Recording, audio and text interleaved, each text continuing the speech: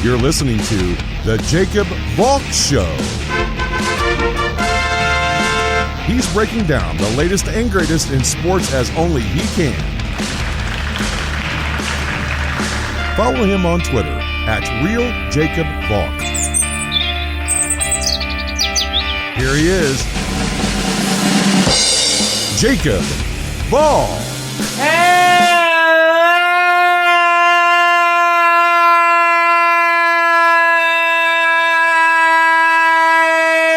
Hello, sports fans.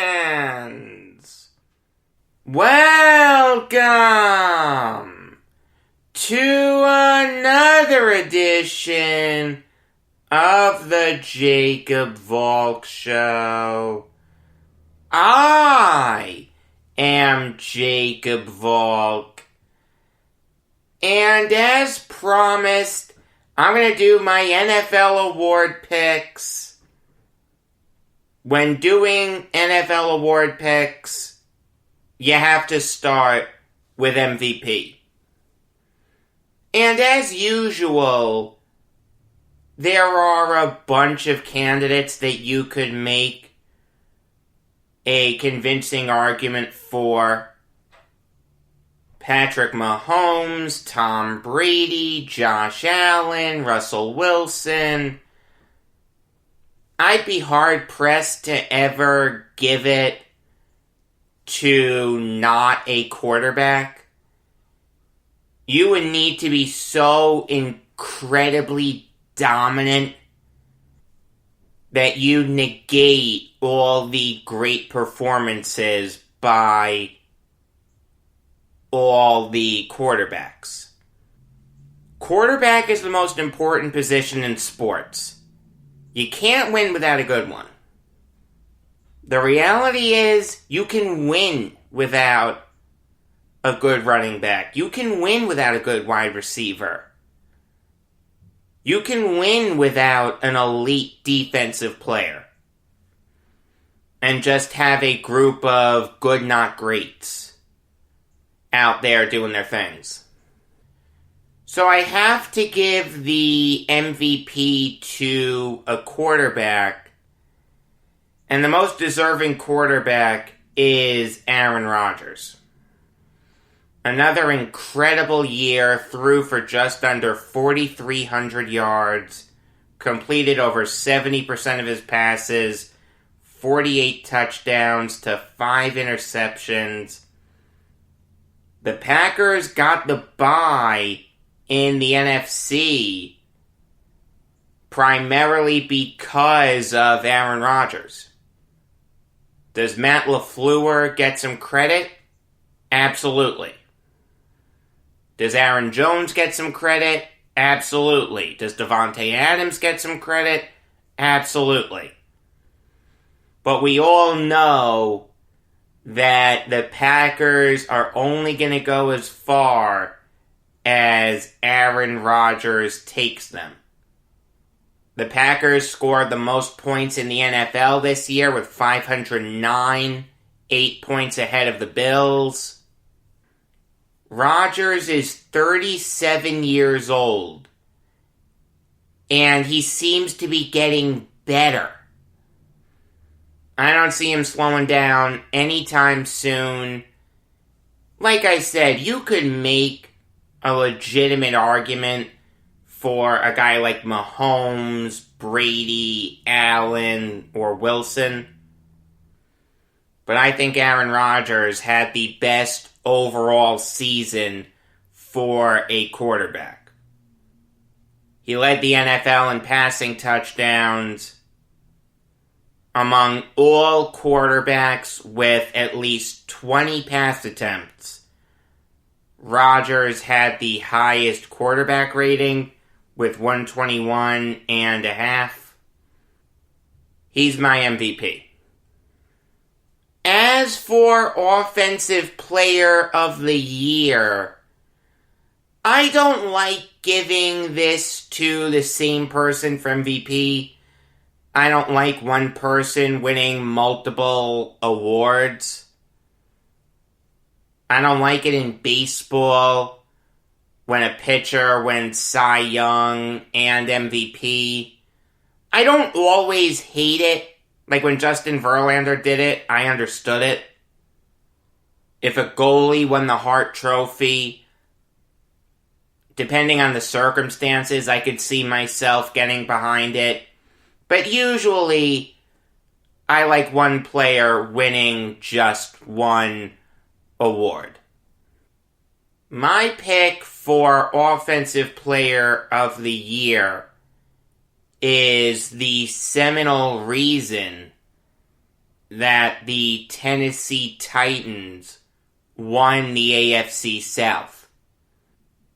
Without this guy, the Titans would be lucky to finish above 500. He ran for over 2,000 yards. The guy's a tank. He's nearly impossible to bring down. The guy constantly stiff-arms opponents into next week. It's Derrick Henry. He led the NFL in rushing yards this year with 2,027, over 400 yards ahead of the second-place guy, Dalvin Cook. Led the NFL in rushing touchdowns this year with 17. Led the NFL in carries with 378. Watching Henry is like watching Earl Campbell. He's a throwback to those old school power running backs. You could have given this to Stephon Diggs. You could have given it to Devontae Adams. You could have given it to Tyreek Hill. But Derrick Henry ran for over 2,000 yards. He is the 8th player in NFL history to run for over 2,000 yards in a season.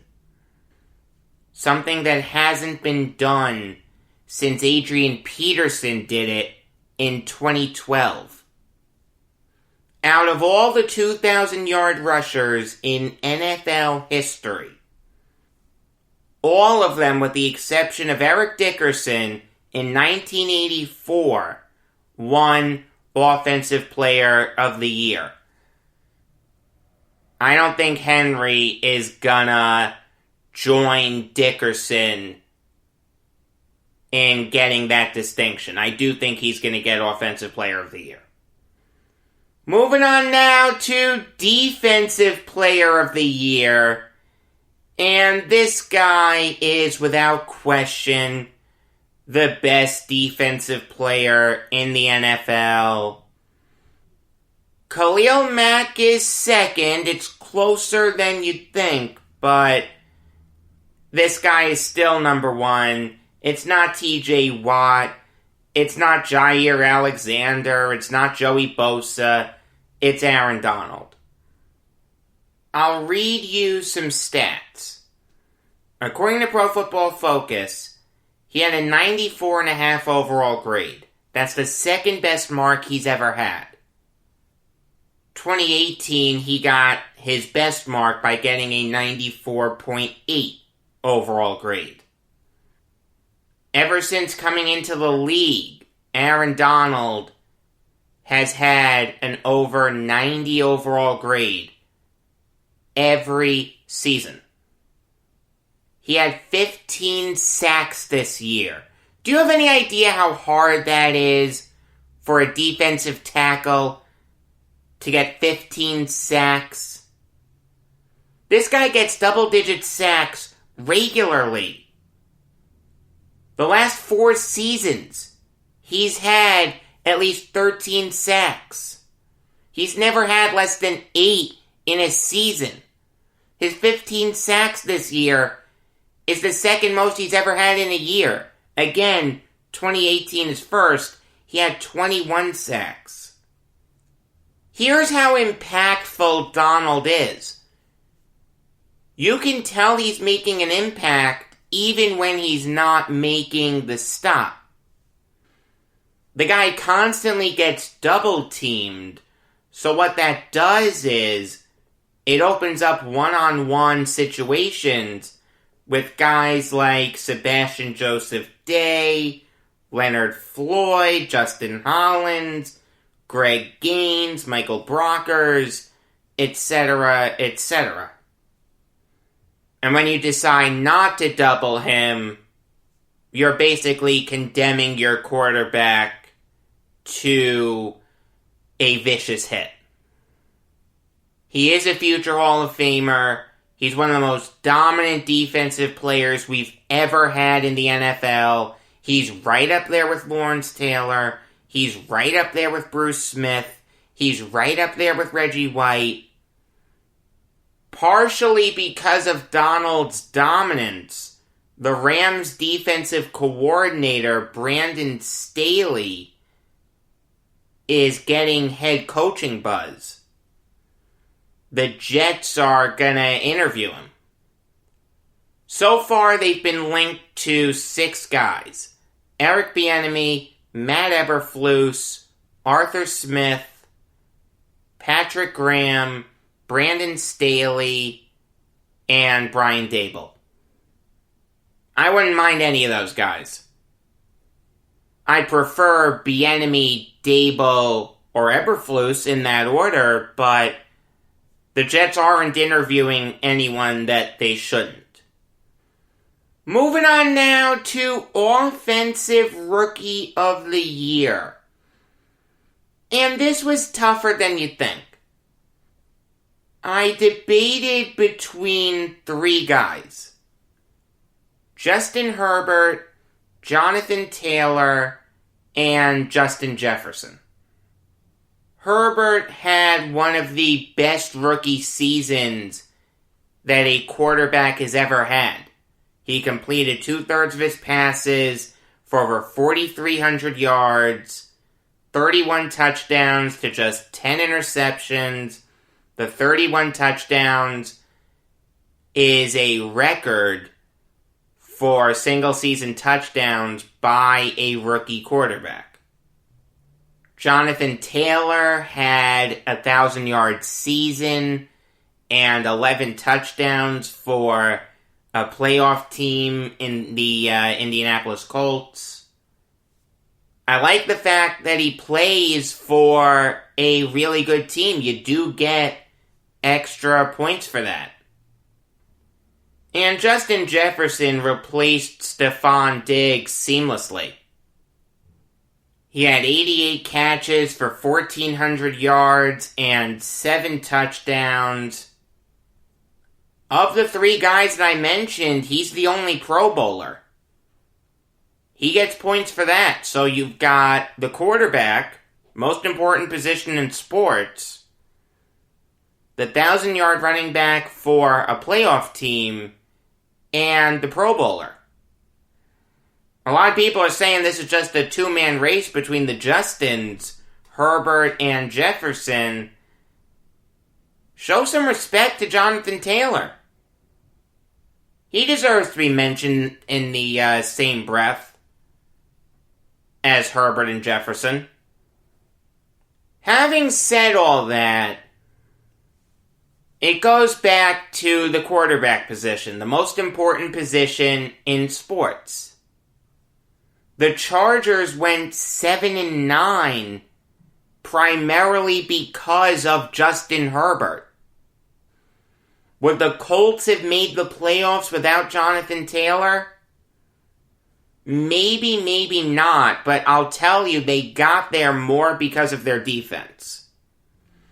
And I just can't give the award to a wide receiver over a quarterback. Justin Herbert's my pick.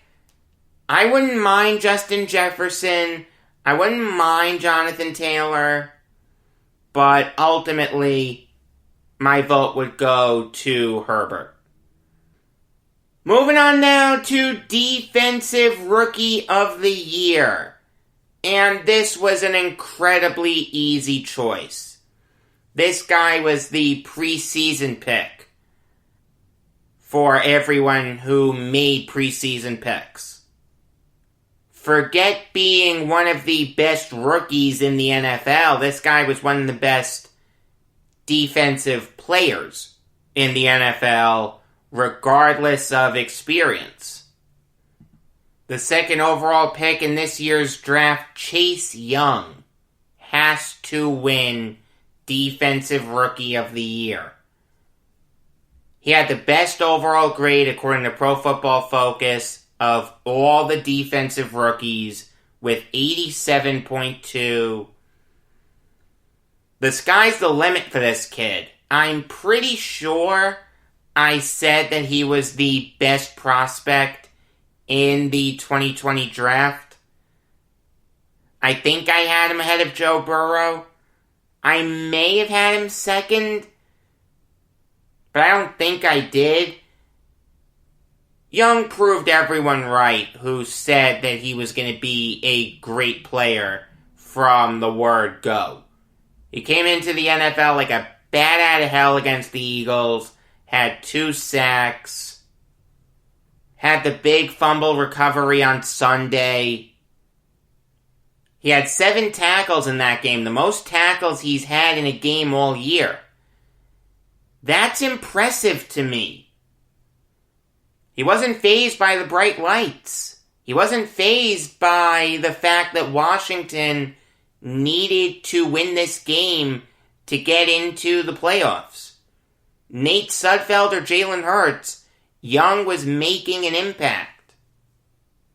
The reality is there's no other choice for Defensive Rookie of the Year. Young should win it unanimously. Moving on now to Coach of the Year. And like I said yesterday, I can't give it to Brian Flores. The Dolphins missed out on the playoffs. I think he mishandled Tua. Chan Gailey was fired, then he wasn't. It's very rare for ESPN to fall for one of those fake Adam Schefter Twitter accounts. I mean, I'll be honest with you. I actually recorded something about the Dolphins firing Gailey. Then when I saw it was a fake report, I had to delete it. So they got me. Give them credit. I can't give it to Flores. I just can't. Again, the Dolphins missed out on the playoffs. I think Flores is a little overrated. I don't think he's a bad coach. I don't. I take him on the Jets in a heartbeat. But I don't think he's the Coach of the Year. You could talk me into Sean McDermott for the great year the Bills had. You could talk me into Kevin Stefanski for leading the Browns into the playoffs for the first time since Tim Couch was their quarterback. You could talk me into Sean Payton for being able to weather the storm that was the Drew Brees injury. But ultimately, I have to go with Ron Rivera. Look at everything that he had to overcome this year. The guy fought cancer, was getting regular IV infusions, was getting chemotherapy, had to deal with 4 quarterbacks, took over a Washington organization that was in turmoil. They changed the name, something that Dan Snyder said he would never do. Riverboat Ron guided the ship that is the Washington football team through the rapids and led them to an NFC East title. He said yesterday that he wasn't going to apologize for winning. Good for him. He has nothing to apologize for. It's not his fault that the Philadelphia Eagles threw away a quarter of the Sunday Night Football game. Not since Joe Gibbs has Washington ever been in as good of hands as they are right now. They're going to need to get their quarterback situation sorted out long term. But give Ron Rivera credit. He led a team with no name to the playoffs. And he also gained the distinction of being the only coach in NFL history to be the coach of 2 7-win teams that went on to win their division. Rivera was the coach of the 2014 Panthers that went 7-8-1 and went on to win the NFC South. They beat the Cardinals in the wild card round 27-16, and then they lost to the Seahawks 31-17. The last award that I'm going to do is Executive of the Year. And this one was really tough for me. It's very easy to give it to a guy like Brett Veach because the Chiefs went 14-2. You could give it to Brian Gutekunst because the Packers went 13-3. You could give it to Mickey Loomis because the Saints are always a top-notch organization. You could give it to John Schneider of the Seahawks for the same reason. Eric DeCosta of the Ravens for the same reason. Kevin Colbert because the Steelers had the big winning streak. The last undefeated team. You could give it to Chris Ballard for signing Phillip Rivers, drafting Jonathan Taylor, trading for DeForest Buckner, and getting the Colts back into the playoffs. And I'll be honest with you, I thought about Ballard for a long time. It was between him and my eventual pick. The guy who I ultimately gave it to was Jason Light, the Buccaneers GM. Look at everything the Buccaneers did this year. Signed Tom Brady. Signed Rob Gronkowski. Traded for Antonio Brown. Drafted Tristan Wirfs. And at the end of the day, the Buccaneers won the offseason, and that got them into the playoffs. They went 11-5, and now they get to beat Washington in the wild card round. You've got to give Light credit. You could very easily talk me into any of the other guys that I mentioned. Like I said, this was really hard. This was probably the hardest award I did, but because of all the moves the Buccaneers made in the offseason, and because it worked, it got them into the playoffs, I have to give it to Jason Light. Alright, now I'll give you some college basketball Valk talk. And the big news there is that March Madness is going to be conducted in a pseudo bubble. The entire tournament will be played in Indiana. Primarily in Indianapolis. Lucas Oil Stadium, where the Colts play, are going to have games.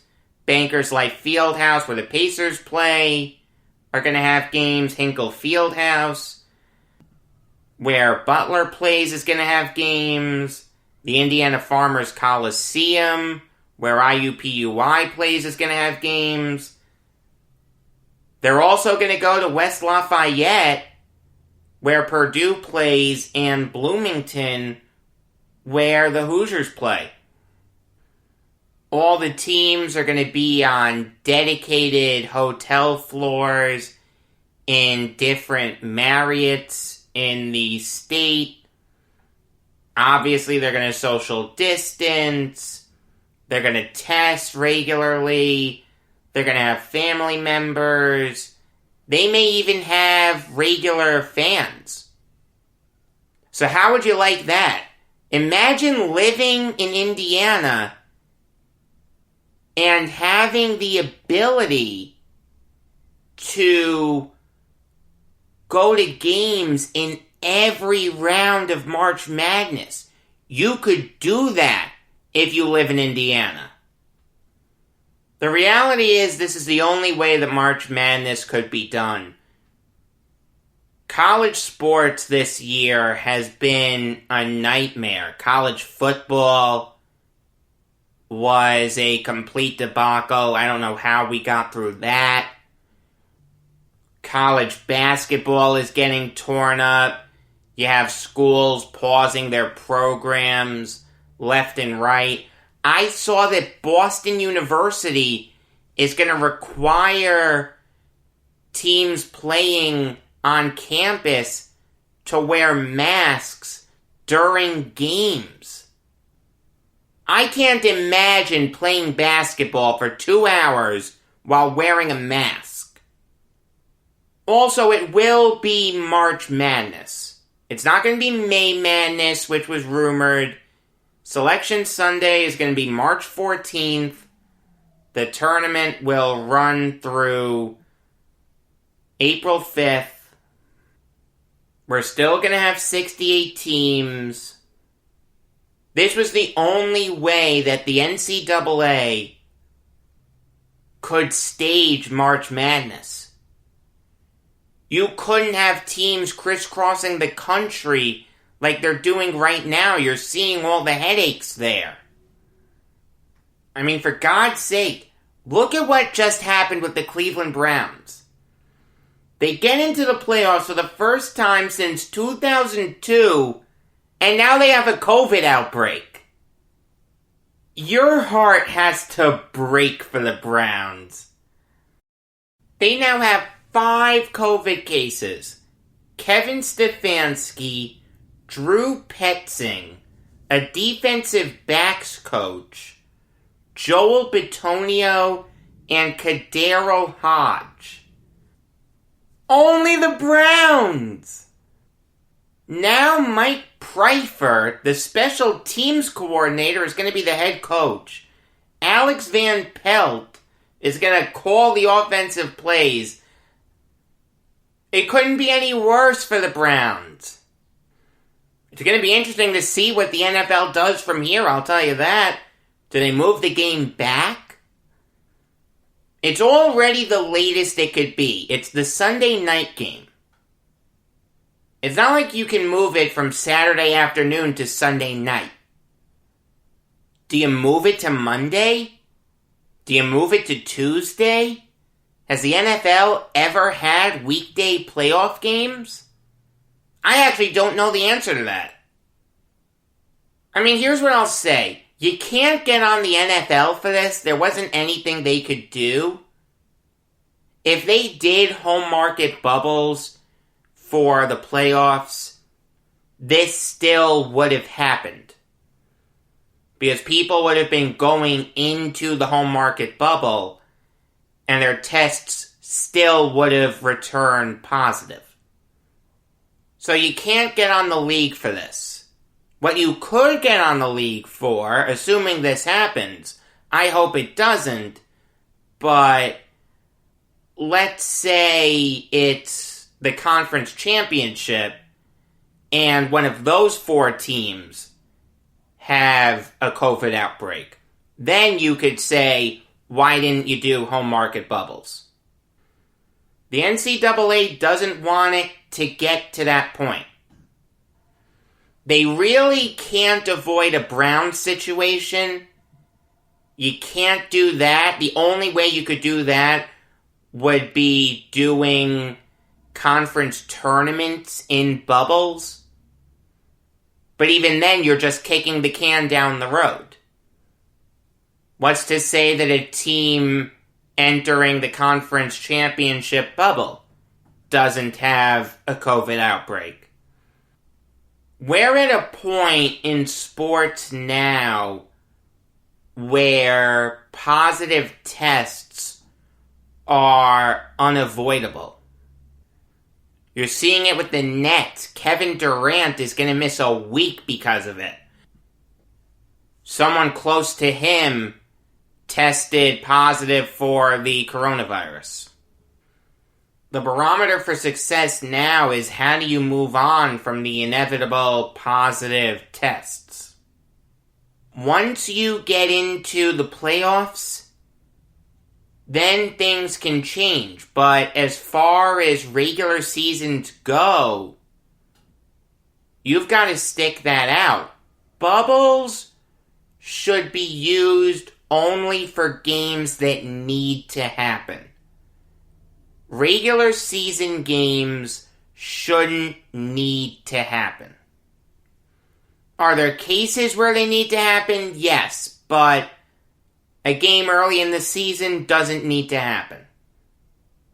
I mean, the NCAA was at the forefront of this.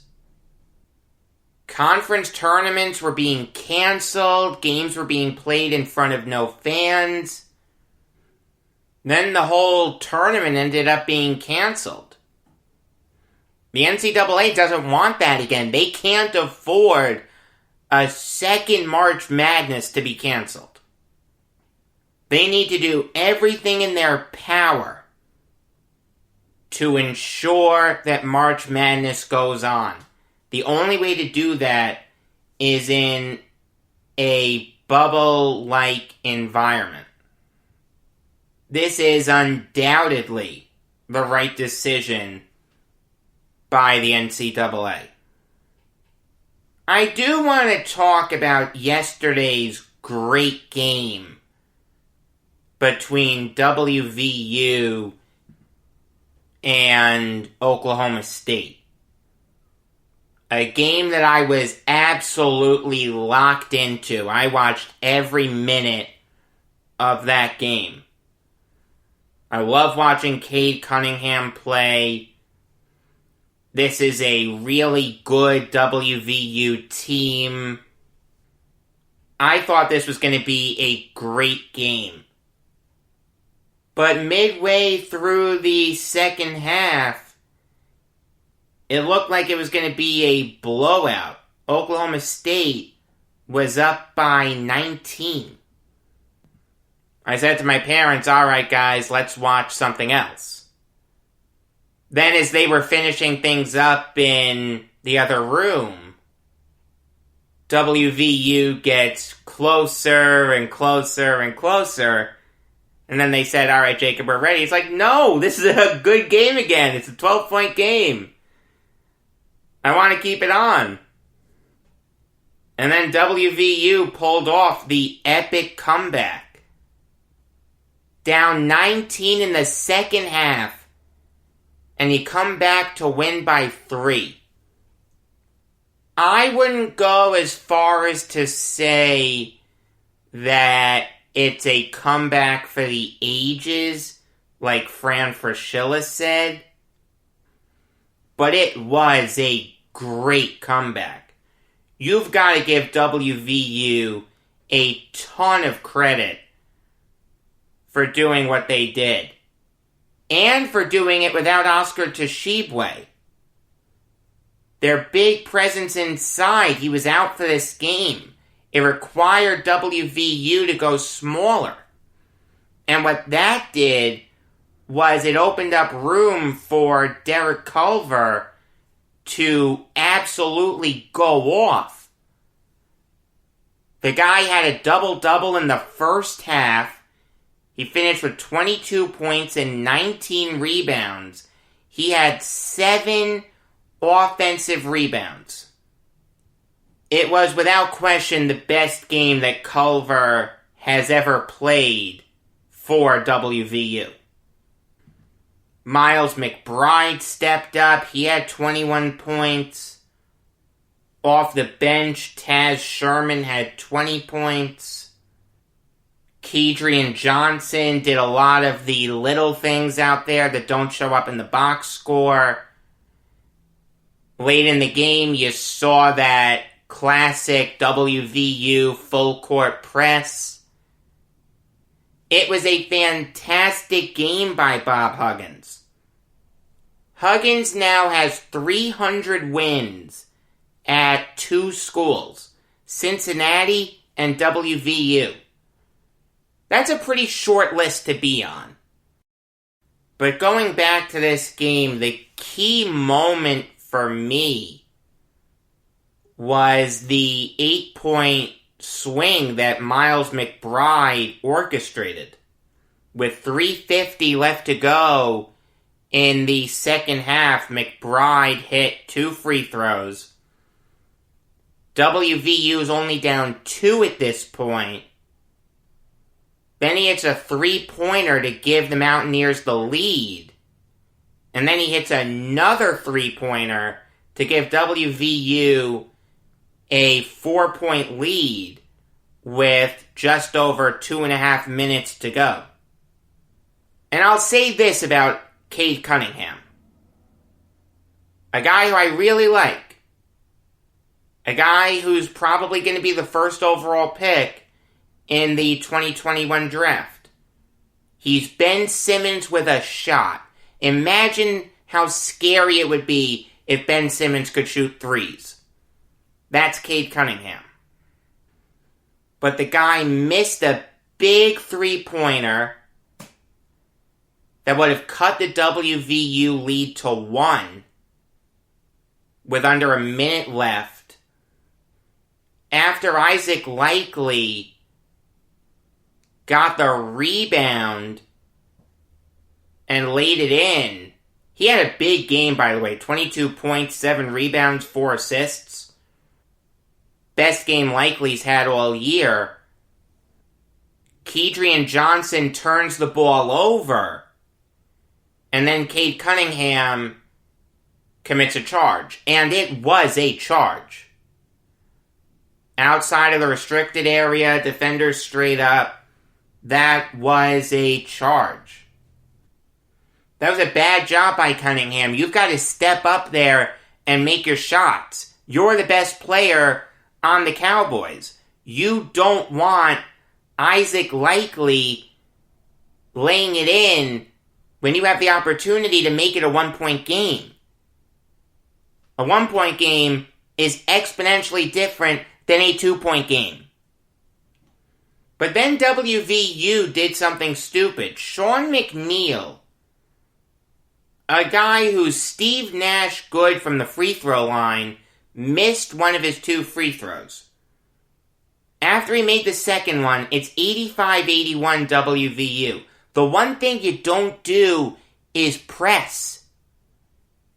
Sit back. Just don't let them shoot threes. Instead, Bob Huggins put on the press. That was a bad job by him. Rondell Walker had a wide open 3 in the corner, and he hit it. That made it a 1-point game. Miles McBride hit both his free throws. Oklahoma State did have a couple opportunities to tie the game up after that, but Rondell Walker missed. Keelan Boone missed. WVU eked out an incredible victory. This is a really good WVU team. It's a team that could go on a big run in March. They're not as press heavy as they were in previous years. They have a really good core with McBride, Culver, Sherman, and Toshibwe. It wouldn't surprise me if the Mountaineers went on a big run in Indiana. I do want to preview tonight's game between 2 ranked teams, and that is Rutgers versus Michigan State. This is a really exciting Rutgers team. They can't defend to save their lives, but my God, can they score. They're giving up over 71.5 points per game, but that's okay because they're scoring 80 points per game. Give Steve Pickiel some credit. He's gotten Rutgers to a level that they haven't been at in basketball since Tom Young was their coach. He's got some really talented players. Ron Harper, Jacob Young, Montez Mathis, Geo Baker, Miles Johnson. Clifford Omorie is really good too, but he's a game-time decision. You've got guys who can kill you from the outside in Harper, Young, and Mathis. You have guys who can kill you in the interior in Baker, Johnson, and Omorie. This is a good Rutgers team. And they're built similarly to Michigan State. This year, the Spartans are all offense, no defense. They've given up over 75.5 points per game while scoring 79 points per game. The thing that Tom Izzo has done so well this year is utilize his depth. He doesn't have any superstars. Aaron Henry and Joey Hauser are good players. They're experienced players. But he's got a bunch of other guys that can get the job done. Rocket Watts, Gabe Brown, Joshua Langford, Malik Hall, Foster Lawyer, A.J. Hoggard, Thomas Kithier.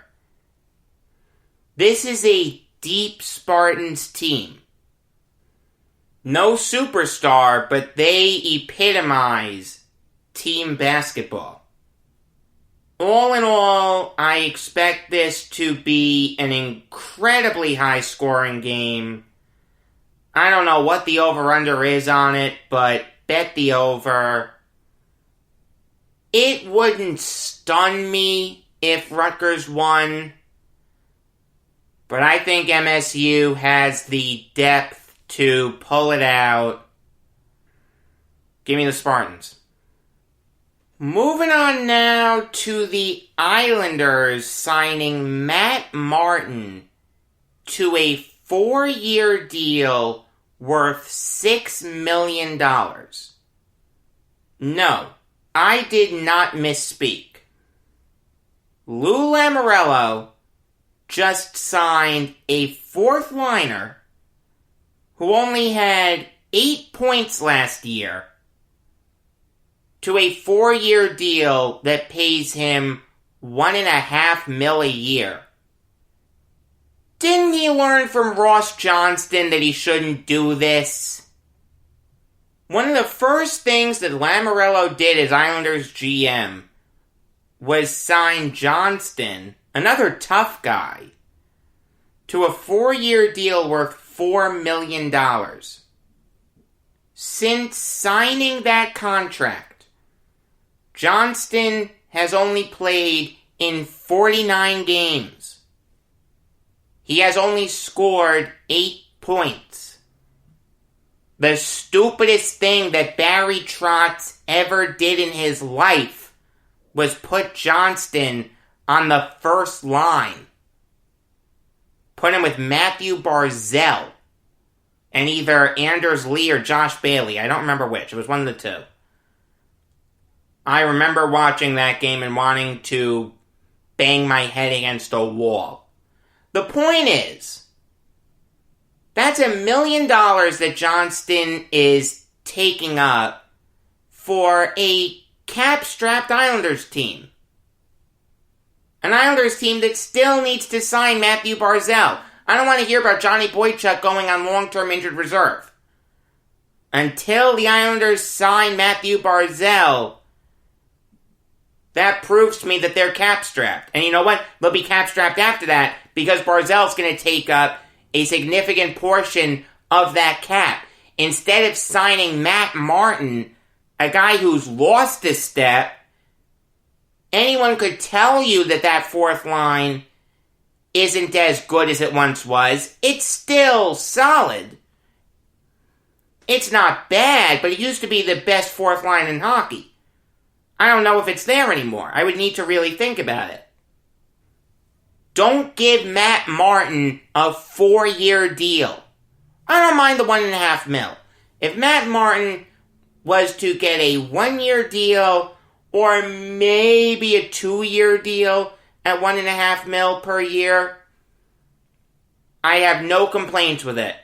Good move, locker room leader, plays the game the right way, the fans love him, that's fine. 4 years is absurd. Instead of overpaying for Matt Martin, how about you sign the other Matt, Barzell? Another bad move by Lamoriello. I do want to talk about a death that happened in the sports world last night, and that is the death of John Muckler, who died yesterday at the age of 86. Muckler may not be the most household of names, but he was an integral part of some very important moments in hockey history. His first NHL experience was as head coach of the 1968-69 Minnesota North Stars. But that team was in their second year of existence. They were god-awful. Muckler couldn't do anything with them. But no one could do anything with them. Like I said, they were really, really bad. Then Muckler started to hone his craft in the AHL. He went to the Cleveland Barons and was successful there. Made the playoffs a couple times, went to the Providence Reds, made the playoffs a few times, then he went to the CHL and won a championship with the Dallas Blackhawks.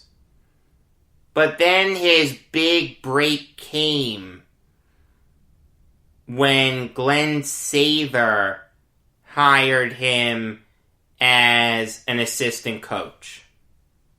Muckler's first year as an assistant coach in the NHL was the 82-83 season.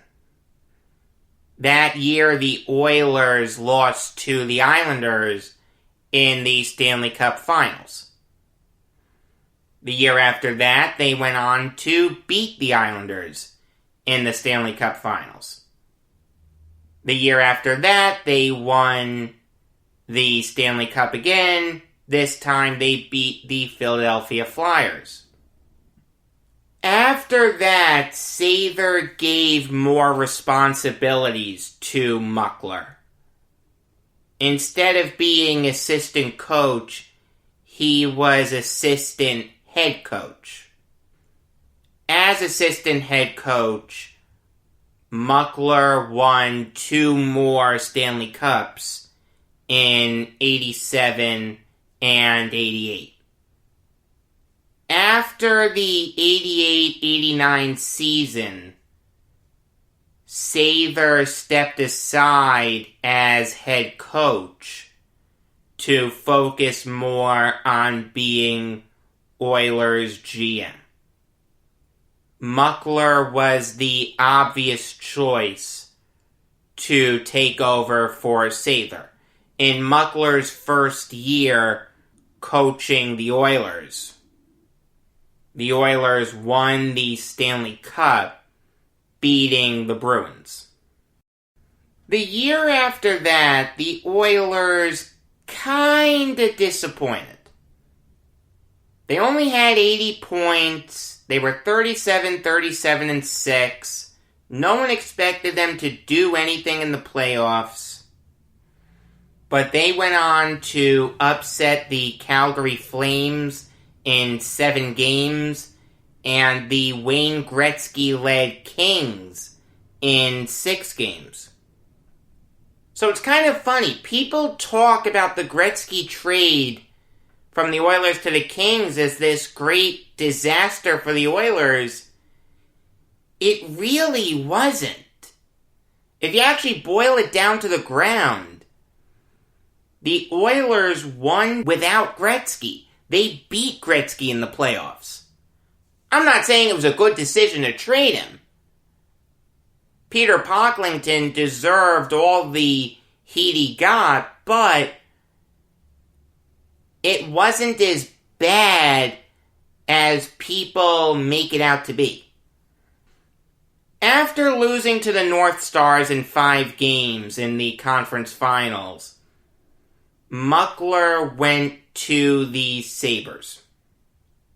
Every year that he was Sabres head coach, the Sabres made the playoffs. However, Muckler's more known in Sabres lore for what he did as their GM. I'm not going to go through every trade he made with the Sabres. I'll just go through some of the big ones. He traded for Alexei Zhitnik, Michael Pekka. He traded a past his prime Doug Bodger for Vaclav Varada and a first-round pick that he used on Daniel Briere. And the last trade he made as Sabres GM was actually on the day I was born. He traded Craig Miller and Barry Moore, 2 Schmagegis, to the Oilers for Miroslav Zhatan. One of the most underrated heists of a trade in NHL history. He went from Buffalo to Manhattan for the 97-98 season to the 99-2000 season. He was Rangers head coach, wasn't that good, so hey, give Muckler credit. He mucked up the Rangers. I'll take it. He resurfaced with the Senators. And with the Senators, he pulled off one of the worst trades in hockey history. Not for the Senators, though, for the Islanders. I've talked about the Alexei Yashin trade before, and how incredibly stupid it was. And I still haven't forgiven Mike Milbury for it. The guy on the other end of the line, negotiating for the Senators, was Muckler. Muckler was the GM that got Bill Muckalt, Zdeno Chara, and the 2nd overall pick, which he then used on Jason Spezza from the Islanders for a disgruntled and way overpaid Alexei Yashin. Under Muckler, the Senators were very successful. They made the playoffs every year he was there. They even made the Stanley Cup Finals one year, only to lose to the Anaheim Ducks in 5 games. John Muckler is a very important piece of hockey history. Massively underrated. May he rest in peace. Until tomorrow, I am Jacob Valk saying that Brooklyn was a borough of churches and bad baseball teams.